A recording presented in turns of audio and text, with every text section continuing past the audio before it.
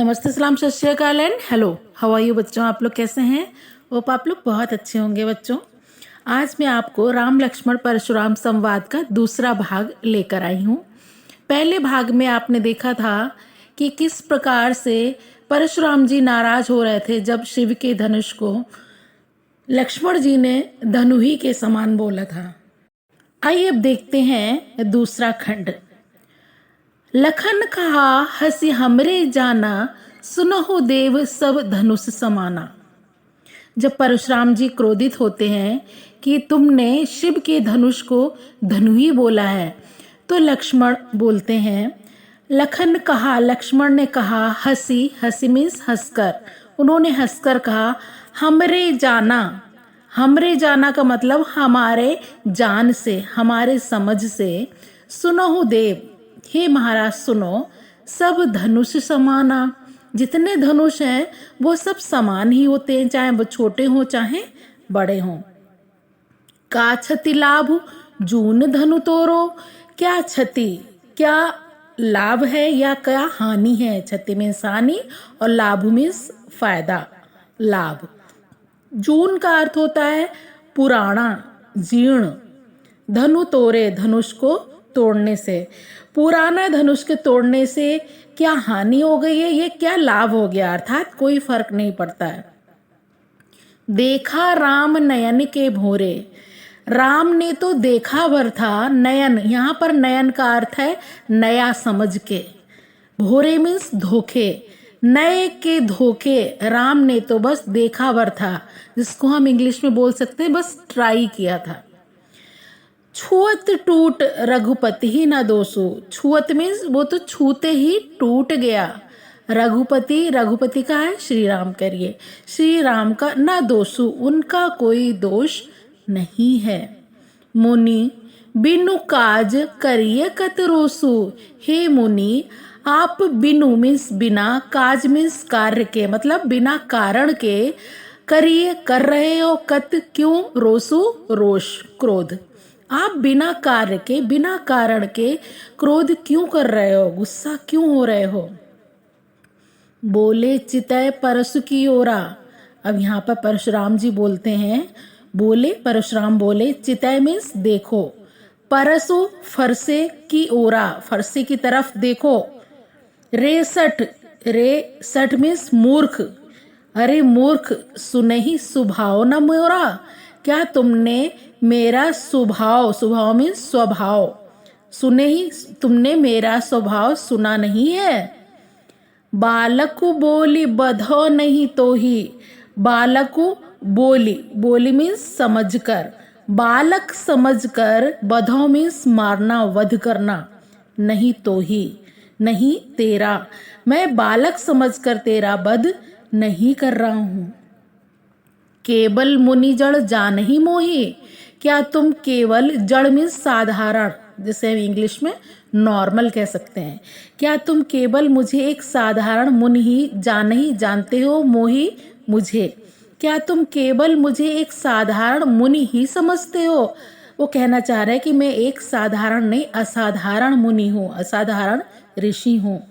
फिर वो अपने बारे में बताने लगते हैं। परशुराम जी कहते हैं, बाल ब्रह्मचारी, एक तो मैं बाल ब्रह्मचारी हूँ, बचपन से ही ब्रह्मचारी हो गया था। अति कोही, अति मीन्स अत्यधिक, बहुत, कोही का अर्थ है क्रोधी, बहुत ही क्रोधी भी हूँ।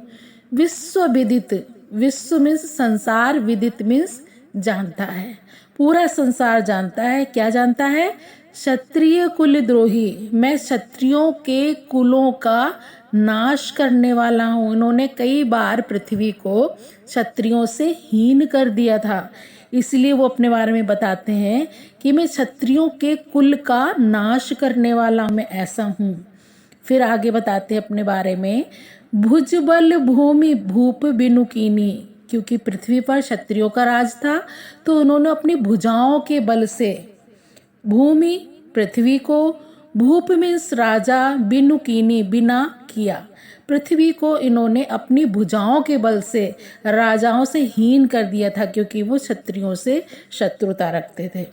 और विपुल बार, विपुल बार मीन्स कई बार, महिदेवन दीनी, और उस जीती हुई पृथ्वी को इन्होंने महिदेव कहते हैं, ब्राह्मण, ये ब्राह्मण वंश के थे।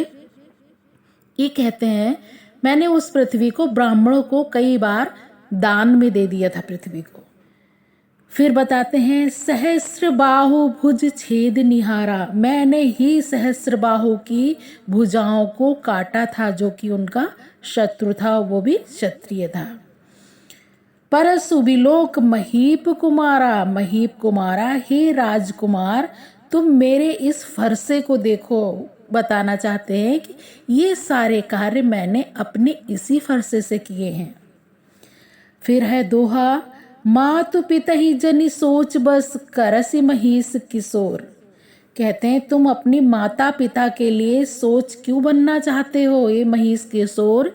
हे राजकुमार तुम अपने माता पिता के लिए सोच का कारण मत बनो, क्योंकि यदि मैं तुम्हारा वध कर दूंगा तो तुम्हारे माता पिता बहुत दुखी होंगे। फिर बताते हैं कि अपने फरसे की विशेषता, कहते हैं गर्भन के अर्भक दलन परसु मोर अति घोर। हमारा जो परसु फरसा है इतना घनघोर है, इससे क्या होता है, गर्भन के अर्भक दलन, गर्भ में पल रहे बच्चे, अर्भक मीन्स गर्भ का बच्चा, गर्भन के अर्भक दलन, गर्भ में पल रहे बच्चे को भी मार डालता है, ऐसा मेरा फरसा है, इतना घनघोर है कि डर कर गर्भ में पल रहा हुआ बच्चा भी नष्ट हो जाता है। तो अपने फरसे के बारे में डरा रहे और धमका रहे हैं। तो बच्चों ये था राम लक्ष्मण परशुराम संवाद का दूसरा खंड। आइए अब देख लेते हैं इस खंड का काव्य सौंदर्य। पहला पॉइंट है भाव। भाव में लिखते हैं अर्थ, आपको पता होगा। भाषा है अवधि, रस यहाँ पर रौद्र रस है, क्योंकि जहाँ पर गुस्से का वर्णन होता है वहाँ रौद्र रस होता है। और छंद कौन सा है, छंद है चौपाई। लखन कहा हसी हमरे जाना, यहाँ से लेकर परसु बिलोक महीप कुमारा, यहाँ तक चौपाई छंद है। और मातु पितई जनि सोच बस, यहाँ से लेकर अति घोर, यहाँ तक दोहा छंद है। और अलंकार की बात करें तो अलंकार बालक बोली बधो नहीं तो ही, यहाँ पे ब वर्ण की आवृत्ति होने के कारण अनुप्रास अलंकार है। तो बच्चों ये था आज की व्याख्या राम लक्ष्मण परशुराम संवाद का दूसरा भाग। होप आप लोगों को बहुत अच्छे से समझ में आया होगा। और यदि आपको अच्छे से समझ में आता है तो हमारे इस वीडियो को शेयर अवश्य कीजिएगा अपने दोस्तों में। और हाँ, यदि आपने सब्सक्राइब नहीं किया है तो सब्सक्राइब अवश्य कर लें। धन्यवाद।